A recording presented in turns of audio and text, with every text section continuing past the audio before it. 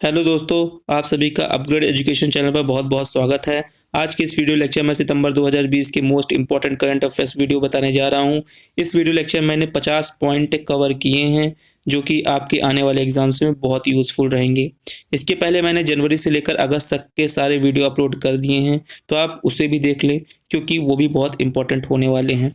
मैं Rahul Kumar Pandey. Video start करने से पहले अपग्रेड एजुकेशन नाम का चैनल आप सब्सक्राइब कर लें, ज़्यादा से ज़्यादा शेयर करें जिससे ये वीडियोज़ उन तक पहुंच जाए जो एग्ज़ाम्स में बैठने वाले हैं। सितंबर 2020 की वीडियो स्टार्ट करने से पहले मैं आपको बता दूं कि आप अपने साथ नोट्स और पेन जरूर रखें, जिससे मैं जो भी एडिशनल चीज़ें बताऊं तो आप उसको नोट करते चलें। पहला पॉइंट मैंने ऐड किया है जापान के बारे में। जापान की कैपिटल हम सब जानते हैं टोक्यो है। ओके, जापान के प्राइम मिनिस्टर भी जानते हैं शिंजो आबे थे, बट अभी जापान के प्राइम मिनिस्टर क्या चेंज हुए हैं। उनका नाम याद रखिएगा, पूछा जा सकता है, योशिहिडे सुगा। योशिहिडे सुगा जापान के नए प्राइम मिनिस्टर बनाए गए हैं। बेसिकली ये दोनों एक ही पार्टी से हैं, liberal democratic party. Liberal democratic party Japan की पार्टी है। ओके, और शिंजो आबे इसी पार्टी से बिलोंग करते थे। Shinzo Abe basically health issue के कारण उन्होंने जापान के प्राइम मिनिस्टरशिप से रिजाइन दे दिया और उन्हीं की पार्टी से एक व्यक्ति योशिहिडे सुगा को नया प्राइम मिनिस्टर चुना गया। बेसिकली योशिहिडे सुगा जो है वो बहुत इंपॉर्टेंट पोस्ट में थे शिंजो आबे के टाइम में भी, तो आप ये याद रखेंगे। शिंजो आबे की मैं बात करूं तो वो longest serving prime minister of Japan है। 2006 से लेकर 7 तक थे। उसके बाद 2012 से लेकर 2020 तक वो जापान के प्राइम मिनिस्टर रहे थे। ओके, नेक्स्ट पॉइंट है वर्ल्ड बम्बू डे के बारे में। मैंने पिक्चर भी लगाई है, ये हैं शिंजो आबे और ये हैं योशिहिडे सुगा, तो आप इसे याद रखेंगे। नेक्स्ट पॉइंट मैंने वर्ल्ड बम्बू डे के बारे में लिखा है। वर्ल्ड बम्बू डे बेसिकली कब मनाया जाता है, बहुत इंपॉर्टेंट है, याद रखिएगा। 18 सितंबर को वर्ल्ड बम्बू डे मनाया जाता है। इसकी थीम बहुत इंपॉर्टेंट है, तो थीम क्या है, बम्बू नाव। बम्बू नाव इसकी इस बार की थीम है। अगर मैं पूछूं पूरे इंडिया में जो बम्बू स्टेट है किसे कहा जाता है, वो है असम को, बिकॉज यहाँ सबसे ज़्यादा बम्बू का प्रोडक्शन इंडिया में होता है। दूसरी चीज़, वर्ल्ड बम्बू ऑर्गेनाइजेशन है, वो उसका हेडक्वार्टर कहाँ है, तो उसका हेडक्वार्टर आप याद रखेंगे बेल्जियम के एंटवर्प शहर में है। बेल्जियम के एंटवर्प शहर में है। बेल्जियम देश की राजधानी क्या है, तो बेल्जियम देश की राजधानी ब्रुसेल्स है, याद रखेंगे। बेल्जियम देश की राजधानी ब्रुसेल्स है। वर्ल्ड बम्बू ऑर्गेनाइजेशन फॉर्म कब हुआ था, इस्टेब्लिश्ड कब हुआ था, तो 2005 में वर्ल्ड बम्बू ऑर्गेनाइजेशन का फॉर्मेशन हुआ था। नेक्स्ट जो पॉइंट है वो है यूरो मनी अवार्ड के बारे में। यूरो मनी अवार्ड जो बेसिकली दिया जाता है, यूके लंदन बेस्ड इंस्टीट्यूशन है। यूके लंदन बेस्ड इंस्टीट्यूशन है euro money award. Basically euro money award उसको दिया जाता है जो पूरे वर्ल्ड में फिनेंशियली एक्सीलेंसी पाया हो पूरे लाइफ टाइम, तो उनको ये अवार्ड दिया जाता है। तो हमारे भारत में एक बैंक है HDFC। HDFC के MD हैं आदित्य पुरी। जब से ये बैंक फॉर्म हुआ है MD यही हैं, बेसिकली फाउंडर ऑफ HDFC यही हैं आदित्य पुरी। तो आदित्य पुरी को यूरो मनी अवार्ड से नवाजा गया है, ये याद रखेंगे आप। HDFC कब फॉर्म हुआ था, तो 1994 से HDFC का फॉर्मेशन माना जाता है। ओके, नेक्स्ट जो है वो है संवाद उपनिषद के बारे में। मैं आपको एक पिक्चर दिखा दूं, ये मोदी जी संवाद उपनिषद का विमोचन कर रहे हैं, रिडेम्पशन कर रहे हैं। ओके, तो बेसिकली संवाद उपनिषद क्या है, संवाद उपनिषद में बेसिकली जो हमारे 4 वेद हैं, ऋग्वेद, सामवेद, यजुर्वेद, अथर्ववेद, इन वेदों में जो भी साइंटिफिक व्यू से जो भी एक्सीलेंसी है, जितने भी पॉइंट्स ऐसे हैं जो एजुकेशन के पर्पस से सुटेबल हैं, साइंटिफिक पॉइंट ऑफ व्यू से सुटेबल हैं, उनका सबका कलेक्शन इस बुक में है। ओके, और इसके साथ ही अक्षर यात्रा बुक का भी विमोचन मोदी जी ने किया। अगर मैं पूछूं कि इसको लिखा किसने है, तो गुलाब कोठारी जी, नाम आपको पता होगा गुलाब कोठारी जी का। बेसिकली पत्रिका ग्रुप के चेयरमैन हैं, पत्रिका ग्रुप के चेयरमैन है गुलाब कोठारी जी, तो याद रखेंगे। नेक्स्ट जो पॉइंट है वो है एक स्कीम के बारे में, मेरा परिवार मेरी जिम्मेदारी। मेरा परिवार मेरी जिम्मेदारी बेसिकली ये महाराष्ट्र की स्कीम है, याद रखेंगे। ये पूछा जा सकता है सीधे कि कहाँ कौन से स्टेट ने ये चलाया, तो ये महाराष्ट्र स्टेट से एसोसिएटेड है। मेरा परिवार मेरी जिम्मेदारी बेसिकली क्या है कि एक अवेयरनेस क्रिएट करना लोगों के बीच में, जिससे वो अपने फैमिली मेम्बर्स को रोक सके, टोक सके अगर वो लापरवाही बरत रहे हैं। तो इसमें बेसिकली कंट्रीब्यूशन महाराष्ट्र गवर्नमेंट मांग रही है पीपल ऑफ महाराष्ट्र से कि आप अलर्ट रहें कोरोना को लेके, क्योंकि हम सब जानते हैं महाराष्ट्र में कोरोना के केसेस सबसे ज़्यादा थे। ठीक है, इस वजह से ये स्कीम चलाई गई।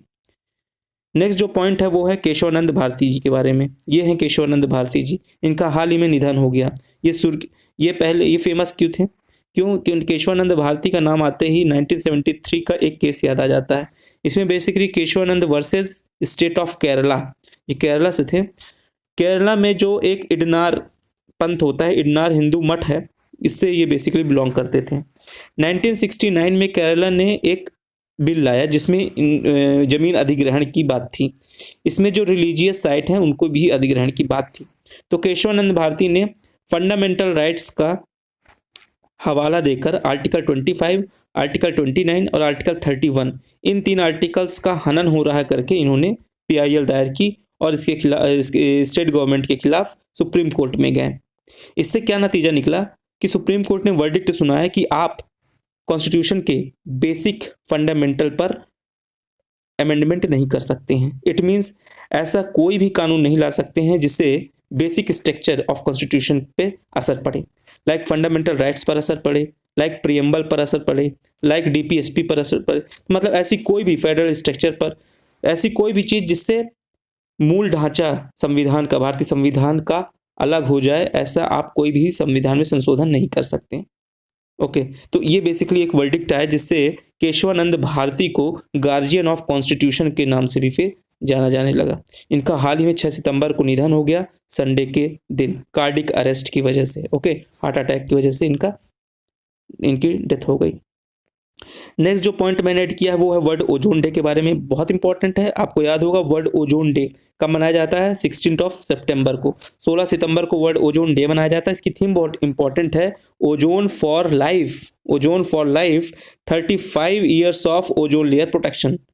ओजोन लेयर प्रोटेक्शन, तो ये याद रखेंगे, लिख लेंगे ozone for life 35 years of ozone layer protection. हम सब जानते हैं कि मॉन्ट्रियल प्रोटोकॉल, कनाडा में मॉन्ट्रियल नाम का शहर है, वहाँ पे एक प्रोटोकॉल पे साइन हुआ जिसमें ये बताया गया कि हम इस प्रोटोकॉल से बेसिकली जो सीएफसी गैस है उस पर लगाम लगाएंगे। रेफ्रिजरेटर से बेसिकली सीएफसी गैस निकलती है, तो इसके यूजेस पर अपन को कंट्रोल करना है, क्योंकि सीएफसी की वजह से जो ओजोन लेयर है वो डिप्लेट हो रही थी, उसका क्षरण हो रहा था। तो बेसिकली ये साइन किया गया 1987 में। तो 1987 से आज तक 35 साल हो गए हैं उस प्रोटोकॉल को साइन किए हुए। इस वजह से इसकी थीम में भी 35 year of ozone layer protection की बात का जिक्र किया गया है। अगर मैं पूछूं मॉन्ट्रियल प्रोटोकॉल में कितने देशों ने साइन किया, तो 46 कंट्रीज ने साइन किया था। 20 देशों ने इसकी कंडीशन को माना था, है ना। तो ये आप याद रखेंगे।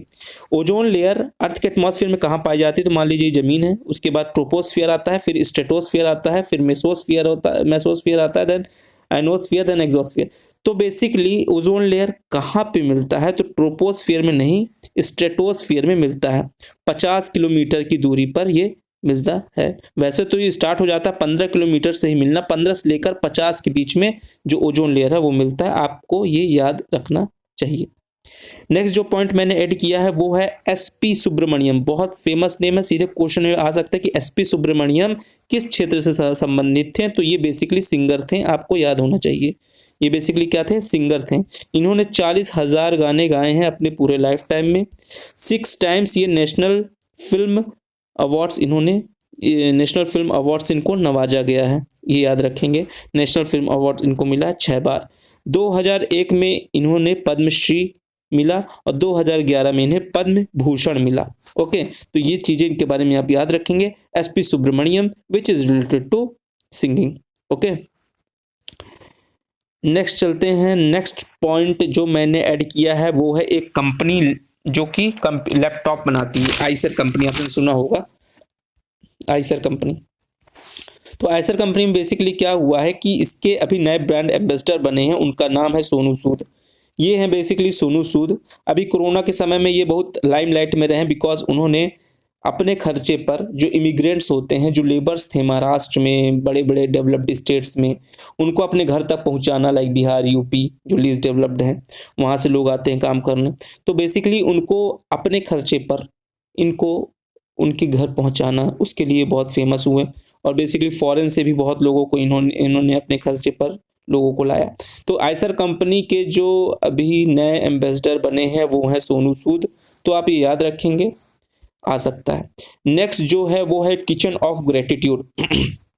किचन ऑफ ग्रेटिट्यूड एक किताब लिखी गई है किसके द्वारा? विकास खन्ना के द्वारा। विकास खन्ना नाम आपको पता होगा, बहुत बड़े मास्टर शेफ हैं इंडिया के, और इन्होंने एक किताब लिखी है किचन ऑफ ग्रेटिट्यूड। तो पूछा जा सकता है किसने लिखी? तो विकास खन्ना। ओके, नेक्स्ट जो पॉइंट है वो है संस्कृत ग्राम के बारे में।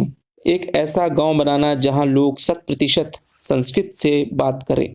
ओके, तो ये अभी इसी मुहिम चलाई जा रही है उत्तराखंड में। UK not for United kingdom, it's Uttarakhand.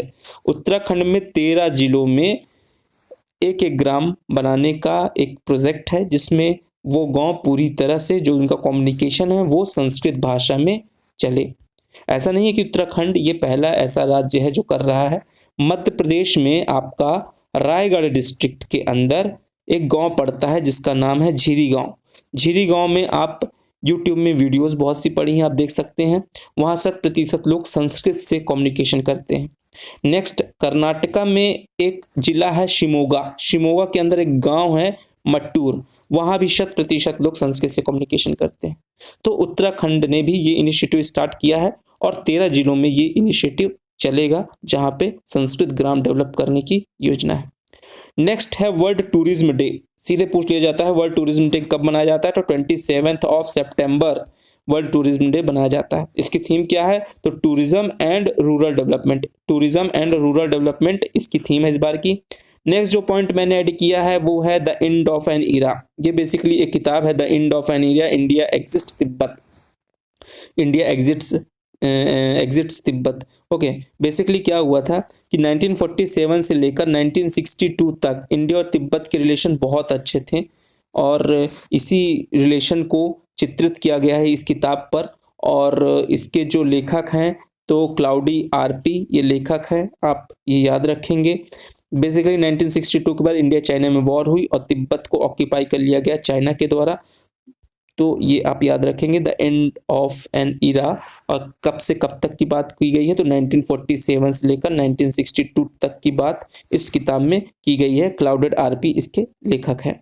Okay, next जो पॉइंट है वो है बैंकिंग रेगुलेशन एक्ट के बारे में। बैंकिंग रेगुलेशन एक्ट बेसिकली कब आया था? तो 1949 में आया था, जिसके तहत रिजर्व बैंक ऑफ इंडिया अपनी कार्यप्रणाली चलाता है। ओके, इसमें कुछ अमेंडमेंट्स किए गए हैं। बेसिकली जो कोऑपरेटिव बैंक्स हैं, कोऑपरेटिव बैंक, सहकारी बैंक्स जो हैं वो स्टेट के अंडर में आते हैं। उनके बहुत से ऐसे काम हैं जो स्टेट के अंडर में रहते हैं, जहाँ पे आरबीआई का कोई इन्फ्लुएंस नहीं रहता था। आरबीआई सिर्फ लाइसेंस देने का काम करता था। लेकिन इस अमेंडमेंट के बाद क्या हुआ है कि आरबीआई पूरी तरह से इनकी पॉलिसी को रेगुलेट करेगा, जैसे कि वो और कमर्शियल बैंक्स को रेगुलेट करता है। ठीक है, तो ये आप याद रखेंगे, इस रेगुलेशन एक्ट में इसका प्रावधान किया गया है। ओके, नेक्स्ट जो पॉइंट है वो है इंटरनेशनल डे ऑफ डेमोक्रेसी। बहुत इंपॉर्टेंट है, इंटरनेशनल डे ऑफ डेमोक्रेसी कब मनाया जाता है? तो ये मनाया जाता है 15 सितंबर को। 15 सितंबर को इंटरनेशनल डे ऑफ डेमोक्रेसी बनाया जाता है। इसकी थीम बहुत इंपॉर्टेंट है, थीम है कोविड-19 spotlight on democracy. Spotlight on democracy याद रखेंगे, इस बार की थीम है। नेक्स्ट जो पॉइंट है वो है HCL के बारे में। HCL मैंने बात की थी HCL टेक के बारे में। बेसिकली ये कंप्यूटर IT कंपनी भी है, कंप्यूटर की मैन्युफैक्चरिंग भी करती है। बेसिकली इनका कम्युनिकेशन सेक्शन में बहुत बड़ा अपना स्थान है। तो इसने ऑस्ट्रेलिया की एक IT कंपनी है DWS नाम की, DWS नाम की एक ऑस्ट्रेलियन IT कंपनी है, इसका एक अधिग्रहण कर लिया है। ओके, इसका अधिग्रहण कर लिया है, तो ये आप ये याद रखेंगे। HCL टेक के बारे में बताऊं तो ये डेवलप कब हुई थी? 1976 में HCL टेक डेवलप हुई थी, और इसके फाउंडर शिव नडार हैं। ओके, शिव नडार इसके फाउंडर हैं, और आज की डेट में इसकी चेयरमैन है रोशनी नडार मल्होत्रा।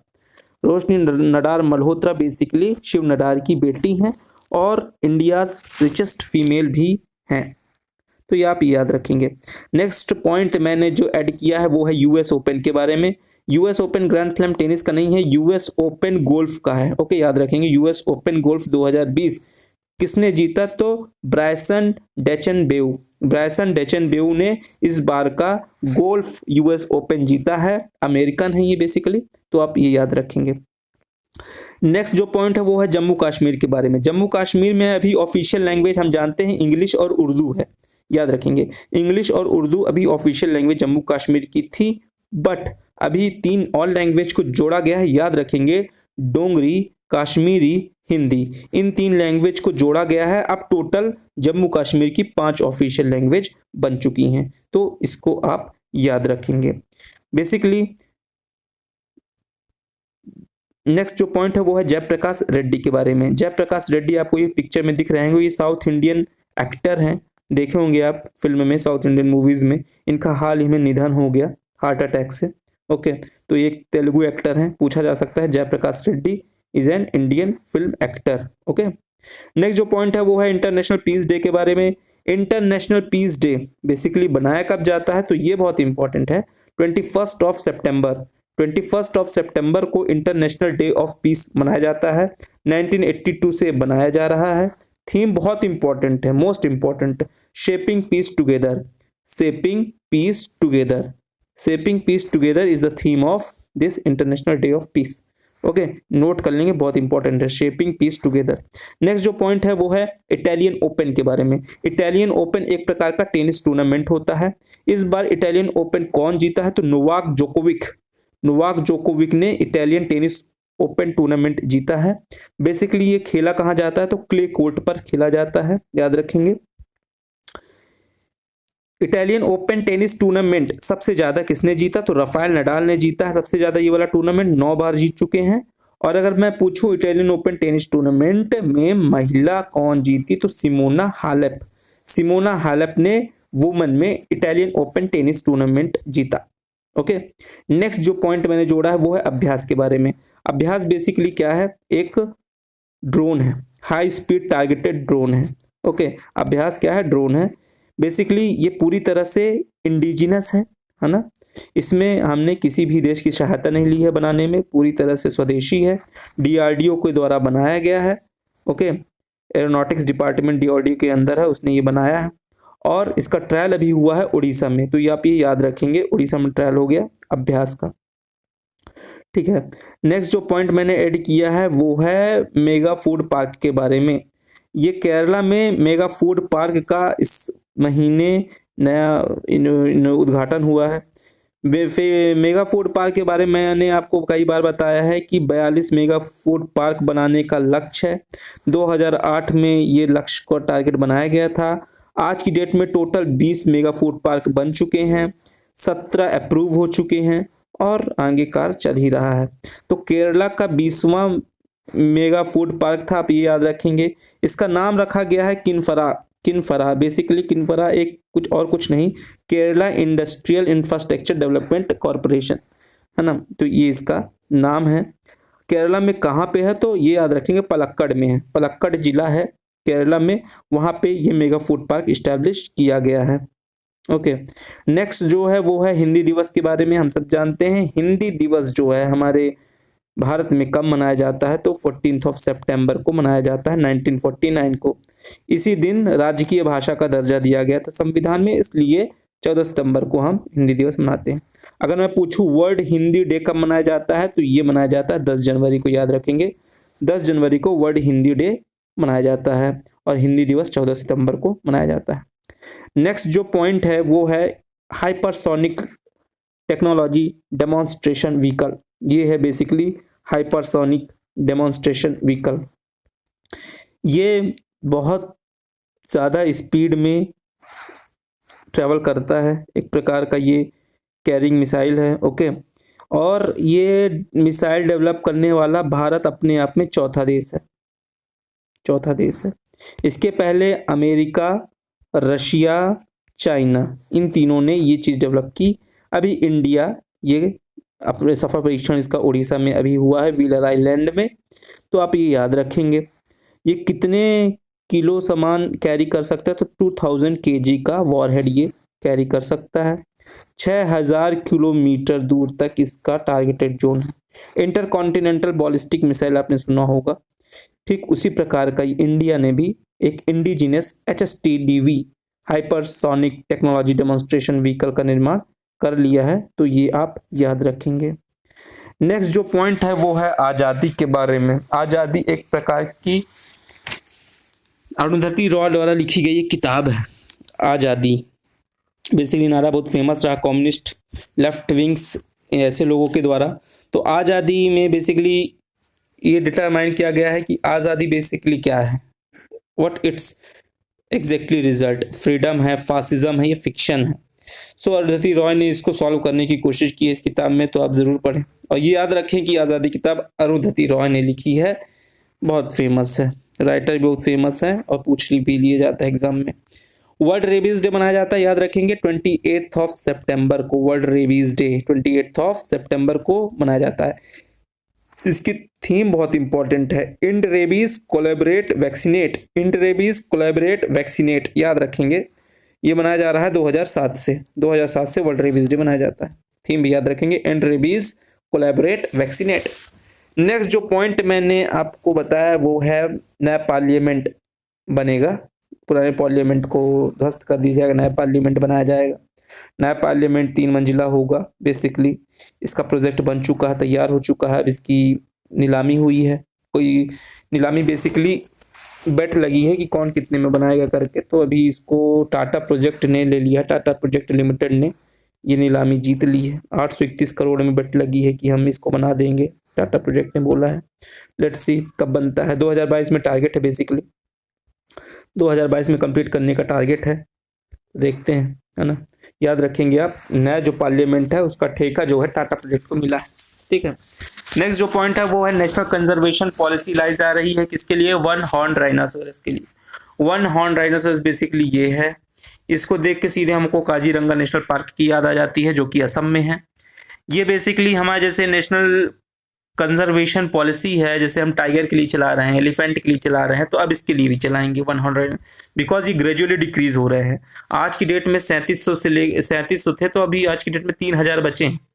3000 इंडिया में बचे हैं वन हॉर्न राइनोसोरस, लेकिन वर्ल्ड में सबसे ज़्यादा हमारे पास ही हैं ये वन हॉर्न राइनोसोरस, असम में सबसे ज़्यादा पाए जाते हैं। तो आप ये याद रखेंगे।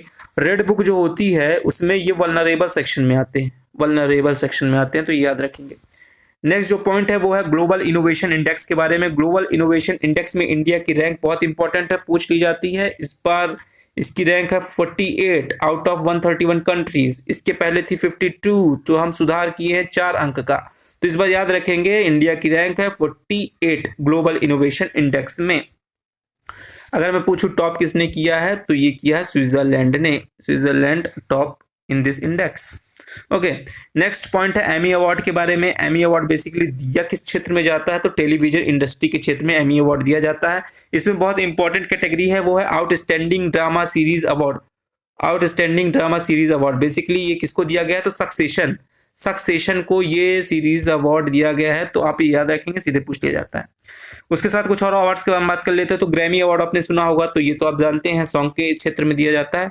और एक होता है टोनी अवार्ड, तो टोनी अवार्ड दिया जाता है ड्रामा के क्षेत्र में। तो ये दोनों अवार्ड भी आप याद रखेंगे। नेक्स्ट है वो है मेडिकल काउंसिल ऑफ इंडिया, आपने सुना होगा। Medical council of India basically medical के फील्ड में सबसे बड़ी संस्था हुआ करती है, जो एग्जाम वगैरह कंडक्ट कराती है। बट अब इसको रिप्लेस कर दिया गया है, उसका नाम है national medical commission. National medical commission से इसको रिप्लेस कर दिया गया है। ये रिप्लेस करके इसमें कुछ नई चीज़ें, इसका ढांचा नया है और इसके जो वर्क हैं वो भी कुछ नए ऐड कर दिए गए हैं। इसमें बेसिकली आप ये याद रखिएगा कि 33 मेंबर्स होंगे, 33 मेंबरों के साथ ये जो कमीशन है वो रहेगा, जिसे ट्रांसपेरेंसी देखने को मिलेगी। एमसीए में बहुत करप्शन की वजह से भी इसको रिप्लेस किया गया है। बेसिकली जो नेशनल मेडिकल कमीशन होगा वो जो मेडिकल एग्जाम्स होते हैं लाइक नीट वगैरह और मेडिकल फील्ड से जो भी एग्जाम्स होते हैं उनका कंडक्शन यही करेगा, नेशनल मेडिकल कमीशन। और इसके चेयरपर्सन बहुत इंपॉर्टेंट हैं, सुरेश चंद्र शर्मा। सुरेश चंद्र शर्मा जी इस नेशनल मेडिकल कमीशन के पहले चेयरपर्सन है, तो याद रखेंगे, पूछ लिया जाता है। दूसरी चीज, जो भी मेडिकल क्वालिफिकेशंस होती हैं like MBBS, BDS, many more degrees, इन सब का वैलिडेशन का काम कौन करेगा, नेशनल मेडिकल कमीशन करेगा। इसका हेडक्वार्टर न्यू दिल्ली है, ये भी याद रखेंगे आप। नेक्स्ट पॉइंट है ह्यूमन कैपिटल इंडेक्स के बारे में। ह्यूमन कैपिटल इंडेक्स में बेसिकली ये याद रखिए कि ह्यूमन कैपिटल इंडेक्स प्रपोज कौन करता है, तो world bank human capital index को प्रपोज करता है। इस बार इंडिया की रैंक क्या है, तो 116 रैंक इंडिया की है। टॉप किसने किया, तो टॉप किया है सिंगापुर ने, याद रखेंगे। ह्यूमन कैपिटल इंडेक्स में टॉप कंट्री है सिंगापुर। ओके, नेक्स्ट पॉइंट है वो है 75th UNGA हुआ, United nation general assembly. 75 number का हुआ। ये बेसिकली कोरोना का टाइम था तो वर्चुअली ऑर्गेनाइज्ड हुआ, वीडियो कॉन्फ्रेंसिंग के माध्यम से हुआ। प्रेसिडेंट कौन थे? तो प्रेसिडेंट याद रखेंगे वोल्कन बॉजगीर। वोल्कन बॉजगीर बेसिकली टर्की से हैं, तो याद रखेंगे इस बार यूएनजी के प्रेसिडेंट कौन थे? वोल्कन बॉजगीर। और इंडिया की तरफ से रिप्रेजेंट किया हमारे प्राइम मिनिस्टर नरेंद्र मोदी ने। तो ये चीज़ें याद रखेंगे। नेक्स्ट जो पॉइंट है वो है एक इनलैंड वाटरवे बनाया गया है बांग्लादेश से नॉर्थ ईस्ट स्टेट हमारा त्रिपुरा तक। तो इनलैंड वाटरवे में बेसिकली क्या है, ये नाम याद रखेंगे सोनामुरा बेसिकली पड़ता त्रिपुरा में है, और दाऊद कांडी बेसिकली बांग्लादेश में पड़ता है। तो इनलैंड वाटरवे है, 93 किलोमीटर का वाटरवे ये क्रिएट किया गया है। इसमें बेसिकली क्या होगा कि दाऊद कांडी में भयानक सीमेंट होती है, तो सीमेंट का एक्सपोर्ट करेंगे हम कहाँ? नॉर्थ ईस्ट स्टेट में करवाएंगे, और जिससे यहाँ की इंफ्रास्ट्रक्चर काफ़ी अच्छा क्रिएट होगा और ईजी वे पे हमको रॉ मटेरियल्स मिलेंगे, तो इंफ्रास्ट्रक्चर भी बूस्ट होगा, है ना। तो ये याद रखेंगे, Sonamura belongs to Tripura, Daudkandi belongs to Bangladesh. Okay, next point है वो है डॉक्टर गोविंद स्वरूप जी के बारे में। ये है doctor Govind Swarup ji, father of astronomy, इनको रेडियो एस्ट्रोनॉमी कहा जाता है। ओके, तो सिर्फ यही है, अभी हाल ही में ये इनका निधन हो गया है, तो इस न्यूज़ में है, याद रखिएगा। फादर ऑफ रेडियो एस्ट्रोनॉमी पूछा जाए तो गोविंद स्वरूप लगा के ज़रूर आइएगा। ओके, नेक्स्ट जो पॉइंट है वो है टीचर्स डे के बारे में। 5 सितंबर टीचर्स डे मनाया जाता है, हम सब जानते हैं, डॉक्टर सर्वपल्ली राधाकृष्ण की याद में। तो इसमें 47 टीचर्स को अवार्ड दिया गया है प्रेसिडेंट की तरफ से, ये आप याद रखिएगा, ठीक है। नेक्स्ट जो पॉइंट है वो है इंद्र नेवी के बारे में। इंद्र नेवी बेसिकली एक्सरसाइज है बिटवीन इंडिया और रशिया, ठीक है। इंद्र नेवी नेवल एक्सरसाइज है बिटवीन इंडिया एंड रशिया। कहाँ पे हुआ? तो मलक्का ऑफ स्ट्रेट में ये जो एक्सरसाइज है वो हुई। तो इन सब चीज़ों के बारे में आप याद रखेंगे। नेक्स्ट जो है वो है ease of doing business index जारी हुआ हमारे स्टेट में। नीति ये बेसिकली किसके द्वारा लॉन्च किया गया? तो ministry of commerce and industry के द्वारा ये जो इंडेक्स है वो लॉन्च किया जाता है। तो स्टेट में इसको रखा गया, तो सबसे टॉप में जो स्टेट रहा वो नाम बहुत इंपॉर्टेंट है, याद रखिएगा, आंध्र प्रदेश इस इंडेक्स में टॉप पे रहा, ease of doing business index में। सेकंड में पूछूं तो सेकंड में रहा उत्तर प्रदेश, तीसरे में रहा तेलंगाना, चौथे में रहा मध्य प्रदेश, पांचवें में रहा झारखंड, छठवें में रहा छत्तीसगढ़। तो ये 6 स्टेट्स हैं टॉप, ये आप याद रखेंगे। ये इसका 4th एडिशन था, ये भी याद रखेंगे, ease of doing business index. Okay, next जो पॉइंट है वो है हमारे राज्यसभा के डिप्टी स्पीकर बने हैं वो हैं हरिवंश नारायण सिंह, ठीक है। राज्यसभा के स्पीकर कौन होते हैं? तो वाइस प्रेसिडेंट होता है, आप सबको पता है। डिप्टी स्पीकर बनाए गए हैं हरिवंश नारायण सिंह। ये बेसिकली किस पार्टी से हैं? तो जेडीयू, जनता दल यूनाइटेड, नीतीश बाबू के पार्टी से हैं, बिहार की। ओके, तो ये अपॉइंट हुए हैं डिप्टी स्पीकर के तौर पर। तो आप ये कुछ चीज़ें याद रखेंगे। नेक्स्ट जो पॉइंट है वो है इंटरनेशनल लिटरेसी डे के बारे में। अंतर्राष्ट्रीय साक्षरता दिवस कब मनाया जाता है? तो 8 सितंबर को, 8 सितंबर को इंटरनेशनल लिटरेसी डे मनाया जाता है। इसकी थीम बहुत इंपॉर्टेंट है, literacy teaching and learning in covid crisis beyond. तो आप ये याद रखेंगे, थीम बहुत इंपॉर्टेंट है, literacy teaching and learning in the covid crisis and beyond. This is the theme of this literacy day. Okay, next point बात करते हैं, बहुत इंपॉर्टेंट, सीधे क्वेश्चन पूछ लिया जाएगा। नेशनल स्कूल ऑफ ड्रामा, अभी इनको हेड बनाया गया है नेशनल स्कूल ऑफ ड्रामा का। किसको बनाया गया है? परेश रावल को नेशनल स्कूल ऑफ ड्रामा का हेड बनाया गया है। ये basically national school of drama का फॉर्म हुआ था 1959 में, ये फॉर्म हुआ था। परेश रावल जी बने हैं, बहुत समय से यहाँ 1-2 साल हो गए रहे, इसमें नियुक्ति नहीं हो रही थी, है ना। तो अभी हेड परेश रावल जी को बना दिया गया।